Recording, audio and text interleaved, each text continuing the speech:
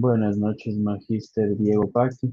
A continuación voy a presentar el informe de la entrevista realizada al licenciado Grover León, la cual el tema es Fundamentos teóricos de la cultura y la interculturalidad. La entrevista consta de 5 preguntas, como vamos a ver a continuación. Buenas noches, mi estimado docente Grover. Mi nombre es Joel León, estudiante de la carrera de Educación Básica en línea. Primero que nada, quería agradecerle por la apertura y el tiempo que me está brindando para contestar las preguntas de esta entrevista. Quería aclararle que primero el tema de la entrevista es fundamentos teóricos de la cultura y la interculturalidad. Y sin más que decir, voy a proceder con las preguntas. Ya. Como primera pregunta tenemos, ¿cuáles considera que son los principios fundamentales de la cultura y la interculturalidad que deberían guiar el desarrollo de un sistema educativo intercultural bilingüe equitativo? En primer lugar, me parece que el principio así clave por el que debemos empezar siempre es el respeto por la diversidad. Cuando hablamos de cultura e interculturalidad, hablamos de varias y sobre todo en el contexto de nuestro país de Ecuador, pues obviamente tenemos varias etnias y culturas que han convivido y han sobrevivido a lo largo de los años. Entonces, en primera es el respeto por la diversidad cultural. En segunda, me parece también un principio fundamental de la cultura es la identidad. Es la identidad, en este caso, la mayoría de la población, identidad como mestizos y también la identidad de las personas que pertenecen a ciertas etnias, a ciertos pueblos originarios. Entonces, me parece que eso, respeto, identidad y también un poquito también un principio fundamental es la equidad lingüística, si se podría decir así. ¿Qué quiero decir con esto? Básicamente que hay que sí, obviamente nos manejamos en el idioma español, es el idioma, por decirlo de alguna forma, oficial de aquí, pero también hay que tener en cuenta que los idiomas, también está el quichua y diferentes otros idiomas que también se deben tomar en cuenta. Entonces hay que sí guiarnos por el español, pero también ir de a poco introduciendo, por ejemplo, el quichua, que es como el idioma de los pueblos originarios más popular o que más hablantes tiene. Entonces, hasta donde sé. Entonces me parece que también lograr esa equidad lingüística entre hablar lo de nosotros y también habla, conocer las demás culturas a través de la lengua. Entiendo, entonces, como segunda pregunta tenemos, ¿cómo se pueden integrar los conocimientos y prácticas culturales de diversas comunidades en el contexto educativo, respetando la diversidad y promoviendo el aprendizaje armónico? En primer lugar, para contestar esta pregunta hay que destacar que nuestro currículo en el sistema educativo ecuatoriano es flexible. Entonces, eso nos permite a los docentes de diversos contextos poder incluir estos conocimientos en cualquier práctica educativa. Obviamente, si atendemos al currículo propiamente y en mi caso la lengua y literatura, a uno de los bloques sería el de lengua y cultura, por ejemplo. Ahí básicamente se integrarían todas estas temáticas. También una forma, digamos, de incluirlo en el contexto educativo es un aprendizaje situado. Básicamente poder hablar de estas culturas desde la misma experiencia del docente, de los estudiantes, para poder generar conocimiento a partir de ello y no tanto solamente investigar sobre ciertas culturas, porque eso no genera un acercamiento orgánico. Entonces, más bien sería construir conocimiento a partir de las vivencias, experiencias, identidad, costumbres, tradiciones de las diferentes nacionalidades indígenas.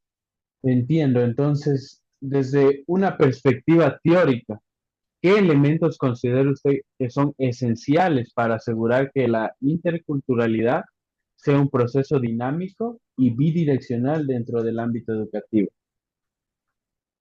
Para asegurar el dinamismo en la interculturalidad, en el proceso de enseñanza-aprendizaje, me parece bastante importante tener en cuenta nuestra visión o modelo pedagógico. En este caso, como conocemos, tenemos el conductual y el constructivo. Entonces, me parece, con base en mi experiencia, que el modelo educativo constructivista es idóneo para poder asegurar que los estudiantes adquieran estos conocimientos no de forma monótona, sino a través de actividades que realmente les hagan generar un aprendizaje significativo.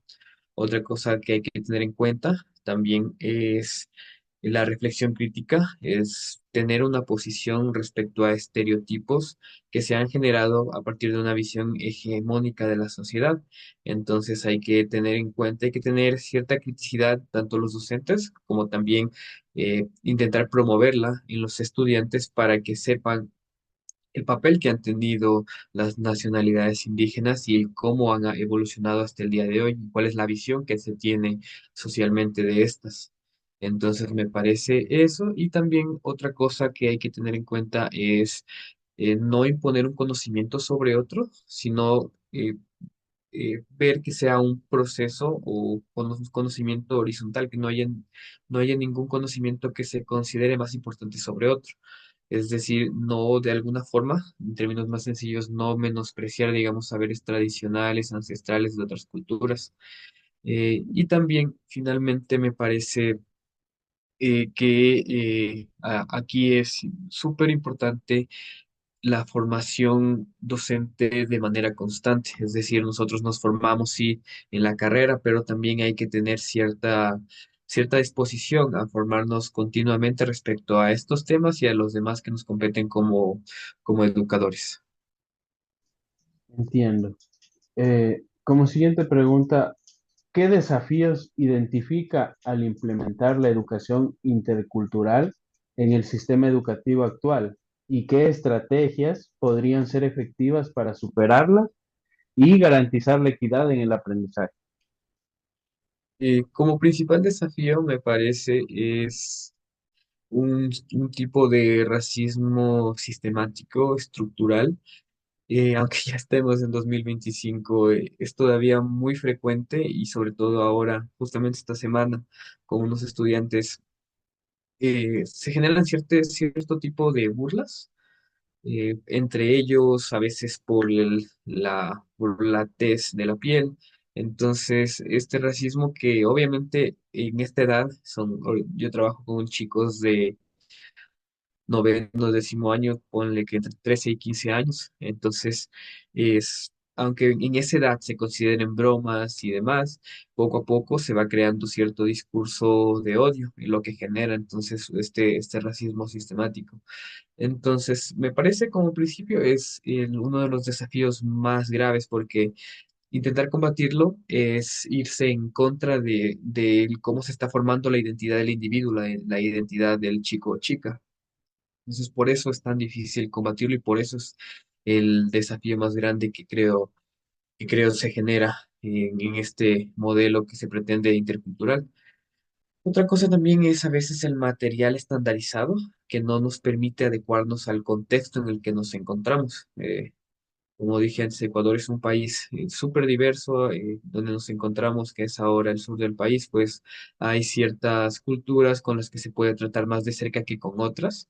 Entonces, eso es lo que nos permitiría más bien lo que nos permitiría generar un mejor acercamiento al modelo intercultural.